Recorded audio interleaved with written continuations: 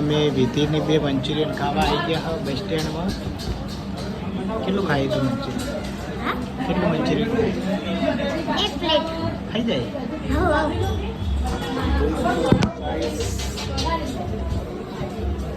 Manchurian પછી જવું છે મેળામાં.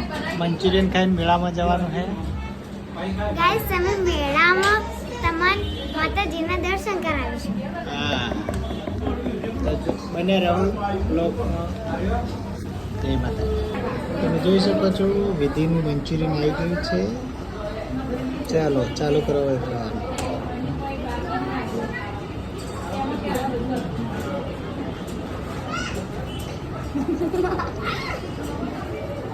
તો આ છે ડીસાનું બસ સ્ટેન્ડ. તમે જોઈ શકો છો.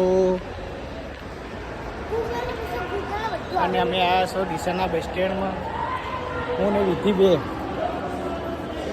શું લેવા આવ્યો આપણે બસ સ્ટેન્ડમાં?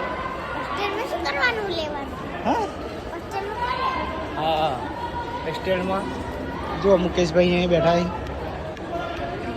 મુકેશ તમે બેઠા ને પેલા ઝઘડો ચાલુ છે એટલે બાજુ લે પાણી પી. જો તમે જોઈ શકો છો પેલી બાજુ ઝઘડો ચાલુ છે અને આ મુકેશ જોવા નીકળ્યો છે. તો બસ આવી ગઈ છે. તમે જુઓ હવે અમે રાહ જોઈ રહ્યા છો પણ બસ આવી ગઈ છે ભુજ કચ્છની. તમે જોઈ શકો છો. મુકેશભાઈ અમારા વાત ખોલાવજે. મુકેશભાઈ કુલીનું કામ કરી રહ્યા છે. જો બસમાં માલ પકાડી રહ્યા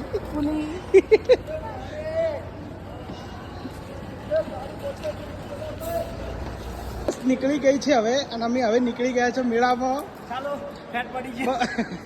બહુ લેટ થઈ ગયું છે તો અમે હવે મેળા માટે નીકળી ગયા છો. હા જોઈ શકો છો જલારામ મંદિરથી મેં નીકળી ગયા છે. હું મુકેશ ને વિધિ. 80-100 વિધિ તને કેટલો આનંદ છે મેળાનો? દાડે કેમ નથી? હા પુત્ર લડાવવા મળ્યા હી બરોબર ને અને મૂકો પુત્ર એ ફૂલ થઈ ગયા. અમે શીતળા માતાના મેળામાં આવી ગયા. તમે જોઈ શકો